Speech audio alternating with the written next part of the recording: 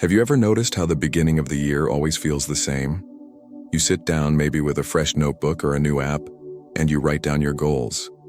This year I'll finally get in shape. I'll read more, I'll save money, I'll be more patient. For a brief moment, you actually believe it.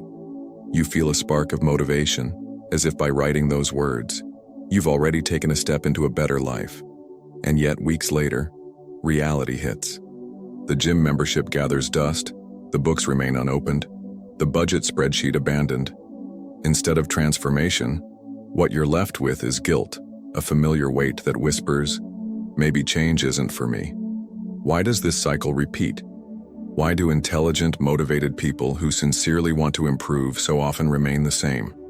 Could it be that the way we think about goals is itself flawed? Imagine someone running on a treadmill. They're sweating, moving fast, their body in constant motion. But here's the irony, no matter how much effort they put in, they remain in the exact same spot. Isn't this exactly how many of us live? We confuse activity with progress. We mistake desire for transformation. And here is the uncomfortable truth. Most of us don't actually fail because of lack of discipline or willpower. We fail because we set goals as if they were magic spells, words on paper that we expect to change our inner being. But as the great philosopher Thomas Aquinas once pointed out, the will is not changed by mere wishing. Desire alone doesn't reshape who you are. Think about it.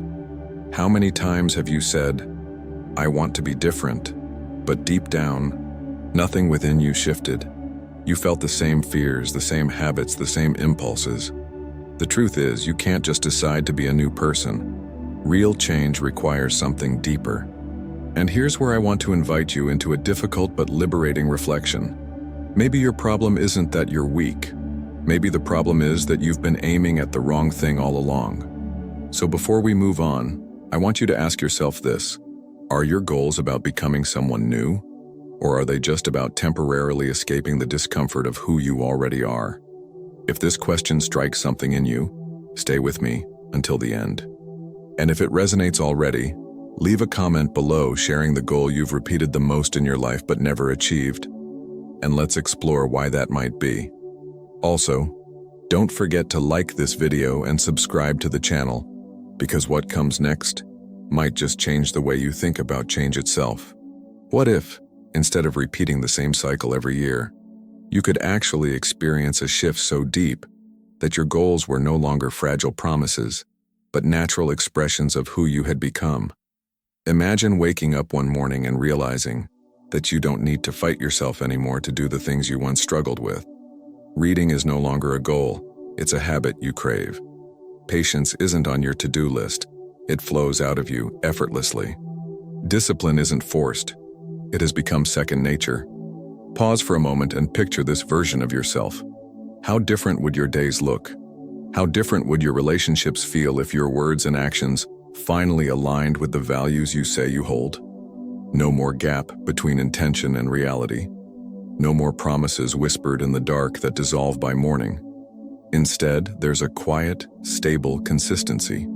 The person you imagine in your best moments is the person you are, not a dream you keep postponing. Now, I know this might sound almost too good to be true, and that's exactly the point. We rarely allow ourselves to imagine real transformation because disappointment has trained us to lower our expectations. We stop hoping for deep change and settle for small adjustments that make us feel like we're progressing, even when we're not. But ask yourself honestly, how long can you live with this gap between who you are and who you know you could be?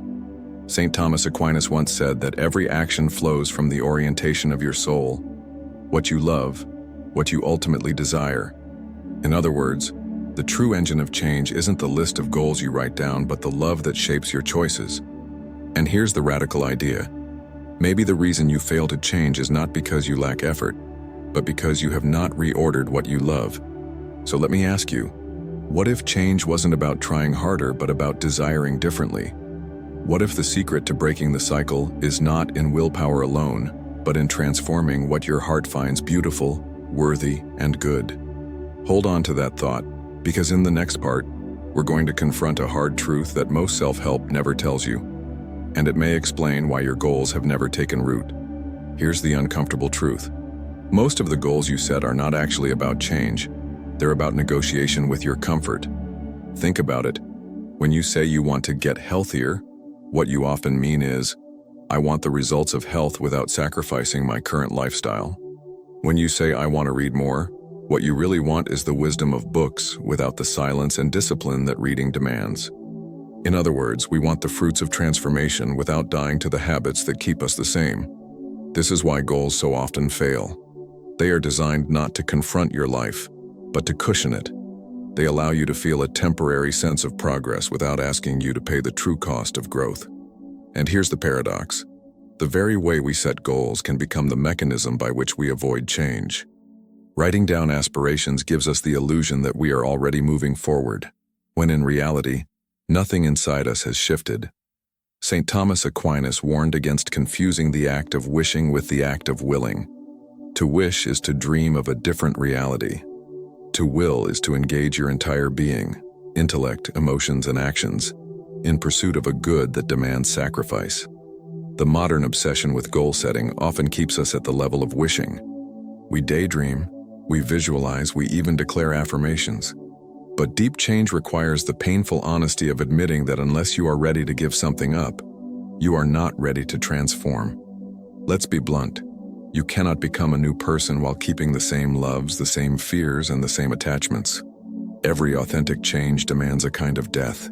The death of an old comfort, an old excuse, or an old identity. This is why real change feels threatening. It's not just about doing something different. It's about becoming someone different. Now pause and ask yourself, when you set your last goal, what exactly were you unwilling to let go of? What hidden comfort did you secretly want to keep? Until you can name that, your goals will remain nothing more than recycled wishes. And here's the disruptive insight. Maybe the reason you've never changed is because deep down, you never truly wanted to. Not at the cost it requires. In the next part, we'll bring in the wisdom of thinkers who understood this dynamic centuries ago, and show how their perspective can shine light on our modern struggles. Centuries ago, St. Thomas Aquinas wrestled with a question that feels astonishingly modern. Why do people know the good, desire the good, and yet fail to choose it? His answer was both simple and unsettling, because the will follows love. In other words, no matter how rational your goals may sound, you will always end up choosing what you love most in the moment. Think about it. You may set a goal to wake up early and exercise, but when the alarm rings at 6 in the morning, your love for comfort outweighs your love for health. You may decide to be more patient with your spouse or children, but in the heat of the moment, your love for defending your ego outweighs your love for peace. It's not that you didn't know what to do, it's that you loved something else more. This perspective reframes the entire conversation about change. Modern psychology often emphasizes motivation, discipline, and productivity hacks. But Aquinas reminds us that the real battle is not just about effort, it's about reordering love. Unless your heart is captured by a higher good, your actions will continue to be directed by lower desires. Viktor Frankl, the psychiatrist and Holocaust survivor, echoed this truth in the 20th century. He observed that people could endure almost any suffering if they discovered a meaning greater than themselves. In other words, when love and purpose were rightly ordered, human beings could transcend their impulses and endure the unimaginable. What Aquinas framed philosophically, Frankl confirmed existentially. Change happens when our loves are elevated, not merely when our will is pressured. And literature shows us the same. In Dostoevsky's characters, transformation rarely comes through mere resolution. It comes when a person confronts their deepest attachments, when love is purified by suffering or redirected by truth. Raskolnikov in Crime and Punishment doesn't change because he sets a goal.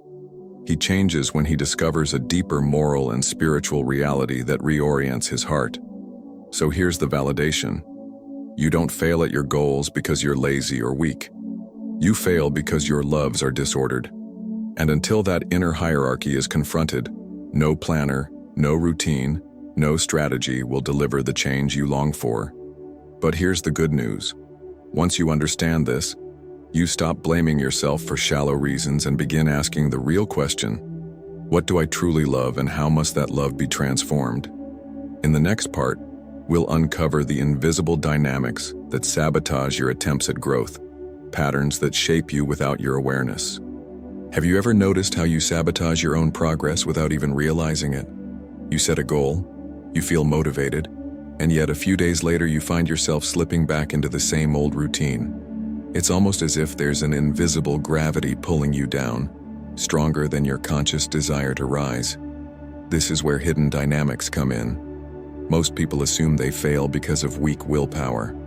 But the truth is deeper. Your daily habits are not random. They are the result of patterns that have been silently training you for years. Every time you choose comfort over challenge, you reinforce a hidden script. I am the kind of person who avoids discomfort.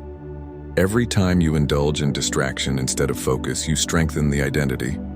I am the kind of person who cannot sustain attention. Over time, these micro-decisions carve grooves into your character, like water wearing down stone. The frightening part is that these patterns become so automatic that you no longer question them. They masquerade as just the way I am. But in reality, they are choices repeated so often that they now feel inevitable. Aquinas would say your will is not free in the sense you imagine. It is enslaved by what it has been habitually trained to love. Modern psychology confirms this. Neuroscience shows that habits literally rewire your brain, strengthening certain neural pathways until they dominate your behavior.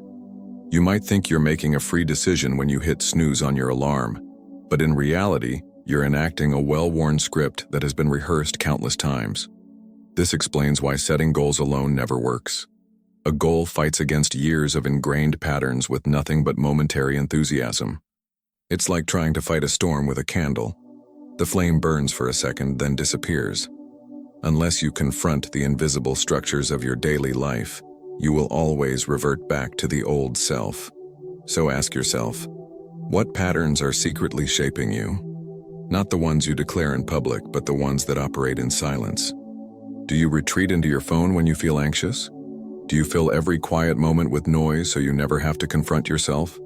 Do you avoid small sacrifices and then wonder why you cannot handle big ones? These invisible dynamics matter because they reveal something crucial. Your failure is not about lack of desire, it's about misaligned formation. And in the next part, we'll cut through this fog with sharp, memorable truths, statements that, if you let them, can pierce straight to the heart. Sometimes, what we need is not more explanation, but a phrase that strikes us like lightning, short, undeniable truths that pierce through our excuses. Let me offer you a few that might stay with you longer than any list of goals ever has. You do not rise to the level of your goals, you fall to the level of your habits. Change does not begin when you write something down. It begins when you bury something you once refused to let go of. The gap between who you are and who you want to be is measured by the loves you refuse to reorder. Every choice, no matter how small, is a rehearsal of the person you are becoming. You cannot love comfort and transformation at the same time. One must die for the other to live. These statements are uncomfortable because they don't allow for easy escapes. They refuse the illusion that you can change by simply thinking about it or by waiting for the right time. They expose the truth that every day, with every decision, you are shaping your soul in one direction or another. Thomas Aquinas would remind us that the will cannot be neutral. It is always in motion, always choosing something as its good, even if that good is shallow or temporary. This means that every skipped commitment, every delayed effort is not neutral ground. It is an active choice to strengthen the very patterns that hold you back. And here's where the shock hits. Failure to change is not passive. It's not simply, nothing happened. No, something did happen. You became more deeply the person you are trying not to be. Think about that for a moment. Every time you said, "I'll start tomorrow," your character was being shaped today. Every time you allowed a small indulgence against your own values, you were teaching yourself to betray your higher loves for lower pleasures. In this sense, there is no pause button in life. You are always moving, either upward toward the person you are called to become, or downward into the comfortable prison of who you already are. So let me leave you with one piercing question. When you look back on your choices this week, are they forming the person you want to become, or the person you secretly fear you already are? In the next part, we will dive deeper into the paradoxes of change, exposing how the very things you think oppose each other might actually be the key to transformation. Here is one of the greatest paradoxes about transformation. You cannot truly change by focusing on yourself, yet all change begins with yourself. At first, this sounds contradictory. After all, aren't your goals supposed to be about becoming a better version of you? But here's the deeper truth. When your focus is only on me, your motivation collapses at the first sign of discomfort. Self-centered goals inevitably crumble because the self is too fragile to sustain long-term sacrifice. Another paradox: freedom is found not in doing whatever you want, but in binding yourself to higher loves. We often resist discipline because it feels like restriction. Yet, think about a musician who practices scales daily. Their discipline, their limits, give them a freedom that the untrained amateur will never know. Aquinas would say the same about the moral life. Only the person who has trained their loves and habits is truly free, because they are no longer enslaved by impulse. And here's a third paradox. The very pain you avoid is often the doorway to the life you long for. You say you want strength, but shy away from struggle. You say you want wisdom, but refuse silence. You say you want depth, but run from suffering. Yet every great work of literature, every enduring philosophy, every testimony of human greatness points to the same reality. It is through difficulty, not in spite of it, that we become who we are meant to be. This is why your goals so often collapse. They are framed around ease. I'll change, but only if it's not too uncomfortable, not too costly, not too disruptive. But true transformation is paradoxical.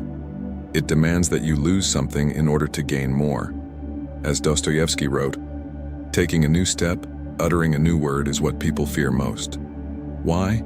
Because to step forward means leaving something behind. So here's the paradox that matters most. The path to becoming yourself requires that you stop obsessing over yourself. When your love is fixed on something higher, on truth, on goodness, on another person, or ultimately on God, you suddenly discover the strength to endure what once seemed impossible. Ask yourself, what paradox are you resisting right now? What if the very tension you're trying to avoid is the seedbed of your growth?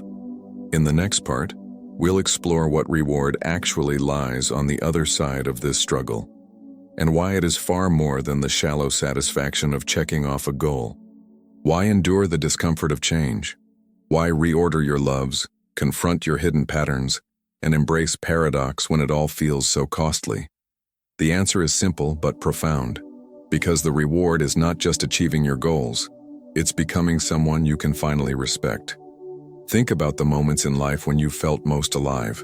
They weren't the times you chose comfort. They were the times you stretched yourself beyond what you thought you could bear, and discovered a strength you didn't know you had.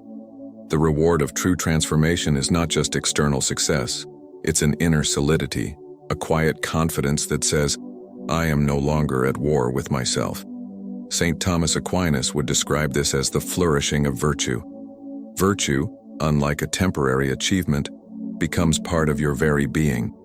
You don't have to force yourself to be patient, you are patient. You don't have to constantly motivate yourself to be disciplined, you are disciplined.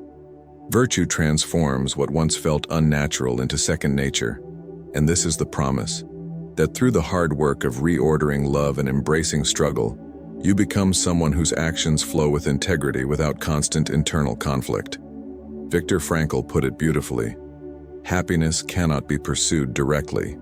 It ensues as a byproduct of living with meaning. Likewise, true reward is not found in checking a goal off a list, but in realizing that your life is aligned with something greater than yourself. When your loves are ordered, when your actions reflect your values, you experience a deep harmony that no fleeting pleasure can provide.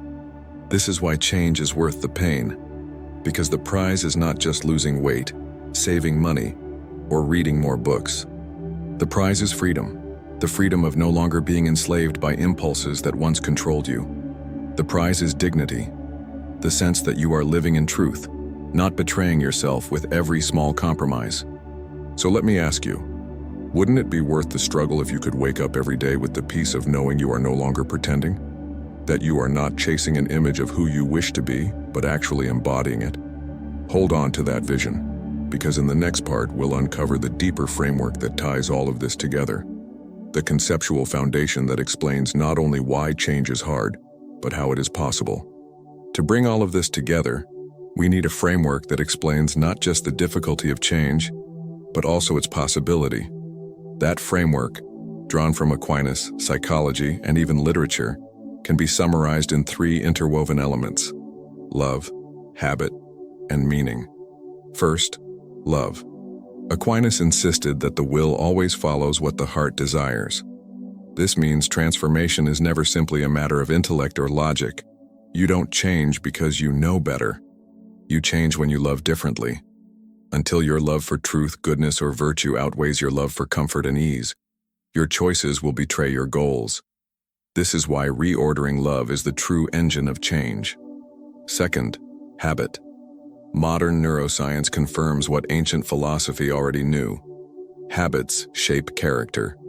Every repeated action leaves a mark, carving pathways in the soul and the brain. Over time, these patterns harden into who you are. Aquinas called this the cultivation of virtue or vice. It means that change does not happen in a single leap. It happens through the slow accumulation of daily choices that either elevate or erode you. Third, meaning. Viktor Frankl showed us that human beings can endure suffering and resist despair when their lives are connected to a meaning greater than themselves. This is essential for change, because without meaning, sacrifice feels arbitrary. But when sacrifice is tied to something higher, to love for your family, to fidelity to truth, or to devotion to God, it transforms from burden into offering. Meaning redeems the struggle. When you put these three elements together, the framework becomes clear. Change begins when love is reordered. Change is sustained when habits are cultivated. Change becomes fulfilling when it is tied to meaning. This explains why goals alone are not enough. Goals can point the way, but without the fuel of rightly ordered love, the structure of consistent habit, and the horizon of deeper meaning, they collapse under the weight of reality. So if you have been wondering why you set goals but remain unchanged, this is the answer. You have been trying to build transformation on a thin surface, without digging down to the foundation of your soul. In the final part, we will bring this reflection home, with an invitation not only to think differently, but to live differently, and to join a community of people who are pursuing the same path of authentic transformation. So here we are. You started this video asking yourself why you set goals but never truly change, and along the way, we've uncovered a difficult but liberating truth. The problem isn't your intelligence, your discipline, or even your motivation. The real issue lies deeper: your loves, your habits, and your meaning. Until those are transformed, your goals will remain fragile promises that dissolve at the first sign of resistance. But here's the hope. You are not condemned to repeat this cycle forever. Change is possible, not through wishing, not through shallow affirmations, but through the patient, courageous reordering of your life. It begins when you stop asking, "How do I get what I want?" and start asking, "What do I truly love, and what should I love more?" It deepens when you shape small, daily habits that embody those loves, even when no one is watching. And it finds fulfillment when your life is tied to something greater than yourself, something that gives dignity to your sacrifice and direction to your struggle. This isn't easy. It requires honesty, endurance, and a willingness to let go of old comforts. But the reward is incomparable: a life of integrity, peace, and strength. A life where you no longer chase the person you wish to be, but actually are that person. So I want to leave you with one final question to carry with you.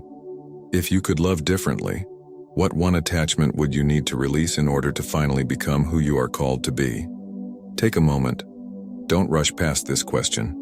Let it disturb you, because disturbance is often the beginning of awakening.